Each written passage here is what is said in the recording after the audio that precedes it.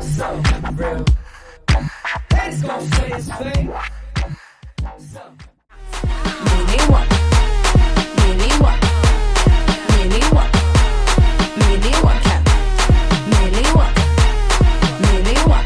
Let me see you really what? Really what can? Make your waist walk in a circle like a clock. Keep it strictly old school. Analog two-hand, American like man, I rock, gotta rock. It's the mini rock, but I'm different. My style different, my crew different. Tropical different, London different. So we mini what? Mini rock. Really what? Really what? Really what? Really what can? Really what? Really what? Let me see you really what? Really what can? Dance a step out and ting. Really what? With your hands and ting. Walk your waist and ting. Bend your back is solution ting, ting. Sweet like a plantain. Walk your waist like you come from Bim. Motor make your waist and spin. Now watch how we do the ting, yeah. Really what? Really what? Really what? Really what can? Really what? Really what? Let me see you really what? Really what can? This one's for the crew out there. Feeling brand new out there. Better mind you don't get flew out there. Skies blue out there. London cats flew out there. So I flew out there. Loose show with my crew out there. Millie rock when we whining, sun shining. With the beat drops, keeping timing. Keep with the timing. Really what?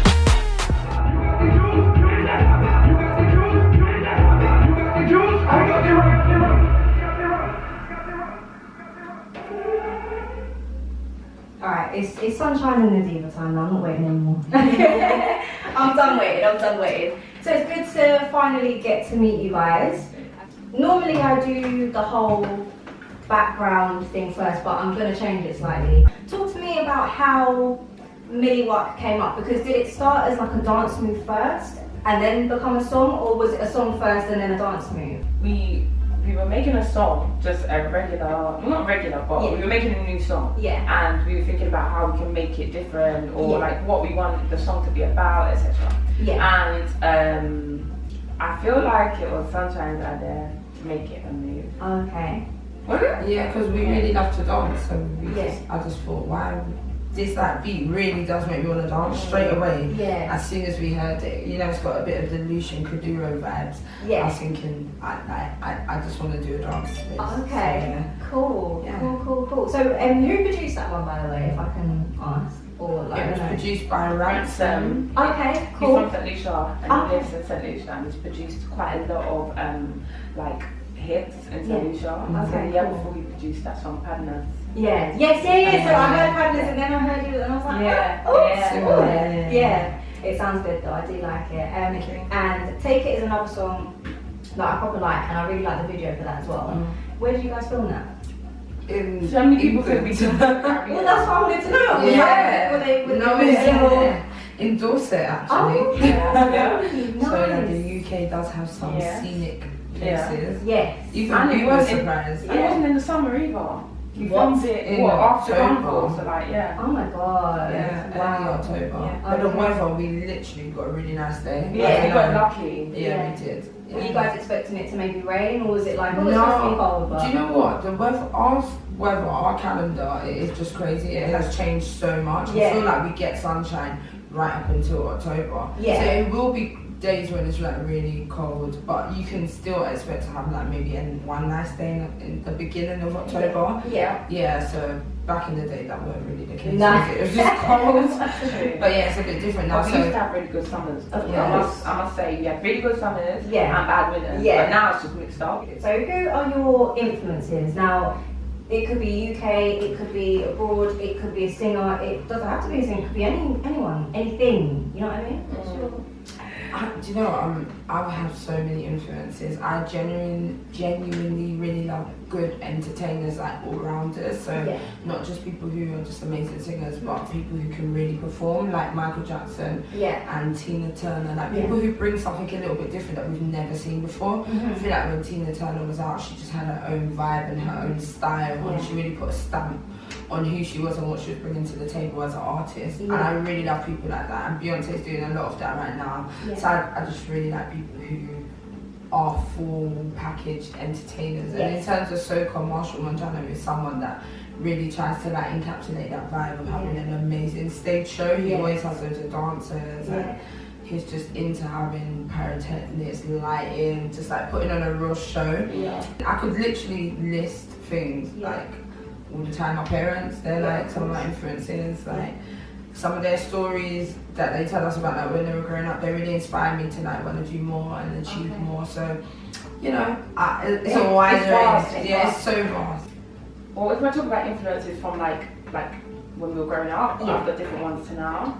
So yeah, I would say like my parents and the music that we grew up listening to, like Sunshine said, and I think more now. Oh, and all the artists I used to love when I was younger. So I used to love R&B so much. So like anyone who could sing and hold a note like real good, I love it. You know, it touches your heart. I'm obsessed with like Faith Evans and like Sunshine Anderson and Candy. Like I just love them. Like they got such a good story behind most of their songs, and then they're so passionate. I just love them because I love the R&B vibe. So I would say like a lot of R&B, like real singers. And then recently I would say I get a lot of influence from listening to like new up-to-date soca as well. And the soca women that like I grew up listening to, I just love them now as well. So like I love Nadiva Batson. I love all of them. Let's talk about winning and winning goals and all that kind of stuff. So Groovy Soca Monarch, talk me through that, because you won that this year. I don't know, like we've been doing Soca Monarch we've done it a few times in the UK since like 2010, and we've won it previously. And to win again, it's always, you know, it's always nice to win.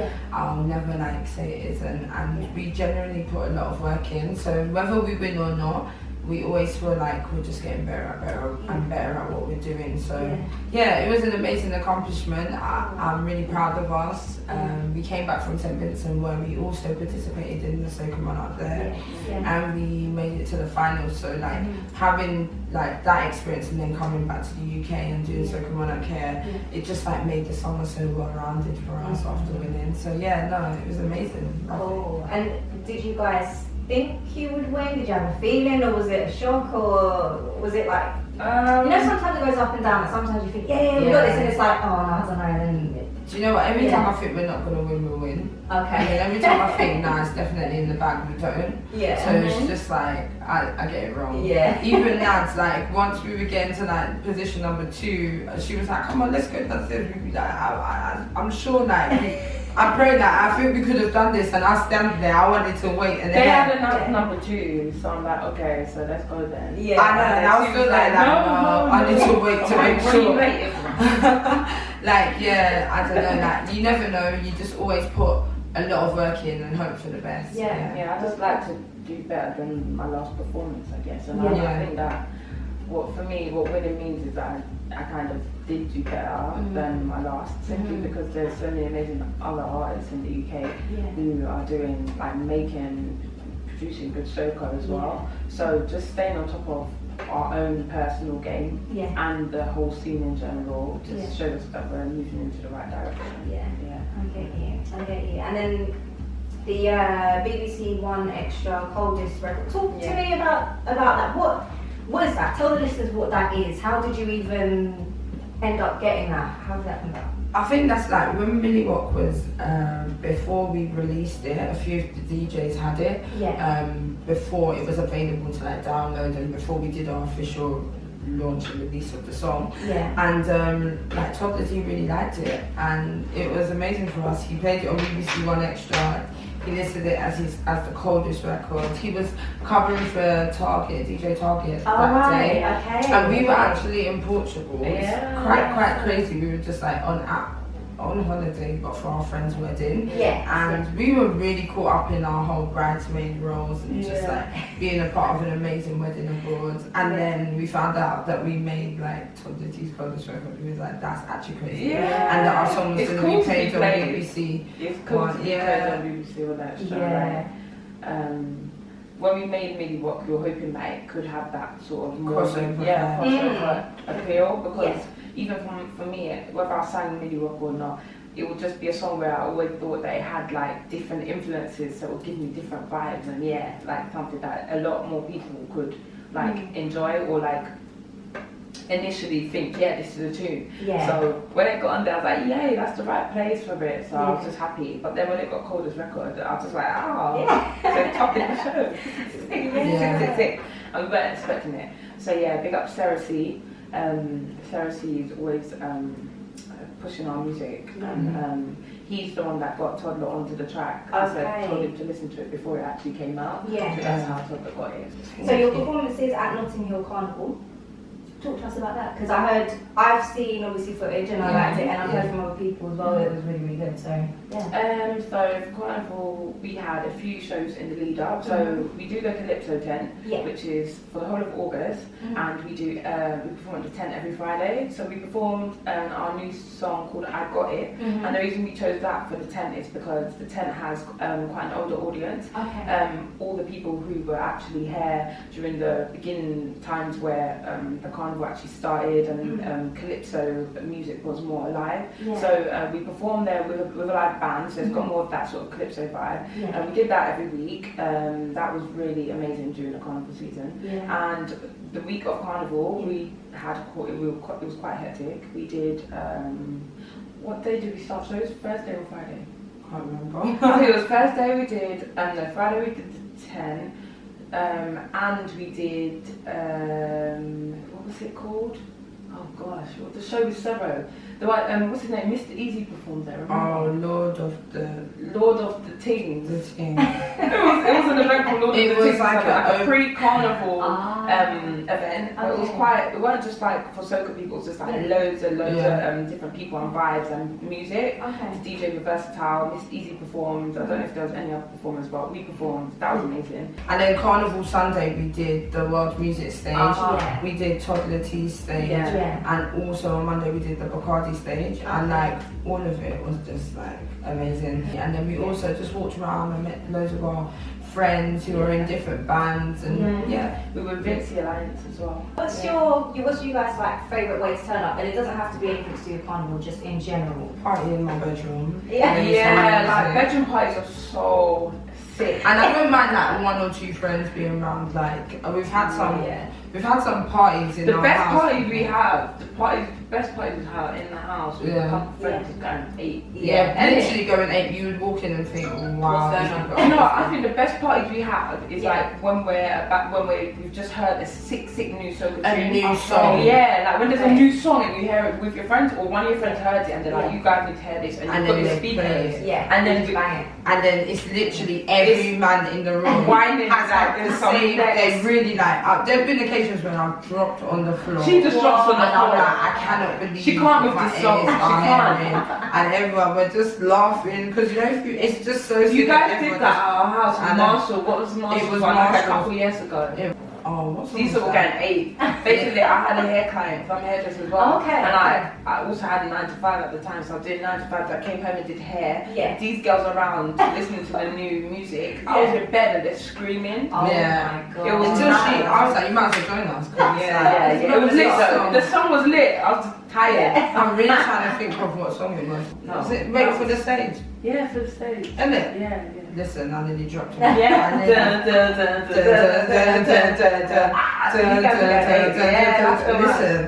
I lost my head. I couldn't believe it. There's nothing like a sick beat. Seriously. That's how we turn up. That's the best turn up. Because you can't buy those turn ups. You don't know when they're gonna happen. I don't know when an artist is gonna drop a new banger. Like when it drops, and I'm like, no way. What did they just do? I think a really good turn up is also like Juve and like dirty parties. Because I feel like people behave different to how they are when they put on like really prestige clothes, or when like you just go to a fete that happens every single month. Like you kind of the way people behave is like all similar every month. But you see when you go to a Juve, like I heard how Juve was crazy. Like, we were in the country. It was a new concert, and people just said how amazing it was. Like, and I feel like when you do a Juve or a Dirty Master something, believe that people they just free up in Yeah, a different way, yeah. and you like it's real liberation. Yeah. So I think I like when I go to those parties only when I don't have like a show or something after. Because when we went to Dreamland, we had to go to Panorama straight after. So I was like, my hair. I don't want to get too dirty.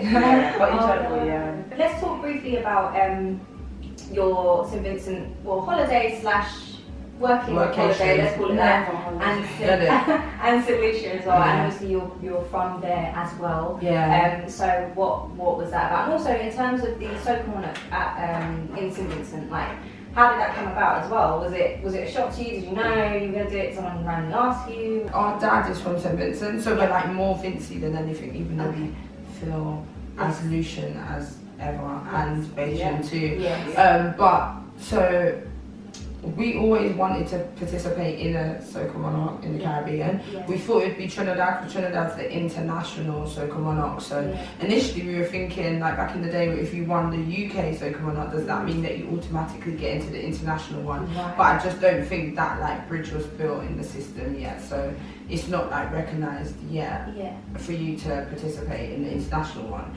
So we always knew that just doing Soca in the UK was gonna have limitations because the market isn't necessarily here. It's not so saturated. Like there's not so many people who want that music. So we always knew we had to go back to the islands, and St Vincent is the one where we have like literally so much family and so much support. So we just planned that we'll go there, try and enter the Soca Monarch and see what happens. Okay. But when you enter, like you submit your track, and there's probably so many artists that submit their tracks. So it's not guaranteed that you're going to get in. Okay. And then we got the call that we You were got accepted it, and we're going to be competing in the semis, and we were like, wow, this is actually crazy. Was that another moment where it was like, I don't think we're going to get it? Was that one like a... Like, I always try to be hopeful Yeah, and think for the best, like think positively, but you just never know, innit? And then to be fair, there's always fair, because it's like, oh, now what have you done? Yeah. You've entered this competition, now you've got to go with your little London self and go on the people's stage and perform. And like be like, we're Vincy too, like When we're accept us. risky, It's like, we're risky. Like it doesn't hurt to just submit your application. Yeah. If your song's good and it gets picked, cool. Yeah. But sometimes you just think to yourself, is it good? Is it good enough? So you just wait. Yeah. And I wasn't too bothered like whether I got in or not. To be fair, I would have been like heartbroken if we didn't go in. Yeah. However, if we didn't, I wouldn't think like it's the end. I would probably just think, Just oh, a blind maybe next it year. was the wrong song, or maybe like every year there's a new opportunity to apply, and then maybe we just weren't meant to be in St Vincent doing our music this year. Maybe we were meant to be here, or like there was so much scope. Yeah. But then we got through, and then we went to St Vincent and we did the semis. I think we got there, we had like 2 days before, 2 days. or it was like the next day. You know, it was annoying. I was at work on like Monday, Tuesday in London, just sitting in my office, like thinking, oh, so this Saturday I'm really meant to be in someone's competition, in another country, really? And sometimes I can't believe my own life. I'm just like, oh, is it? I'm just sitting here and like, this actual week I'm going to be competing. Yeah, right. So sometimes I think to myself, like, yeah, right. Yeah. What is that? It's actually crazy. And then our aunt gave us like the fattest pep talk, like, bless her heart, our Aunt Jean, she's just like literally amazing. And she gave us the pep talk of life the morning of Soca Monarch. She was just like, leave it all on the stage. And then leave it all on the stage. You've got this, just go out there, do your best. Don't leave any, like literally leave it all on the stage, so that when you come off, like you feel proud, you know that you did the best that you can do. And literally that's all that counts. And then when we got off, I saw her at the side of the stage like, okay, you left it. You left it. Giving you what you want, so take it. You know you want to take it. My love, you want to take it. Giving you what you want. Come nana, boy nana, come nana. Boy nana, take it. Come nana, boy nana, come nana, boy nana, take it.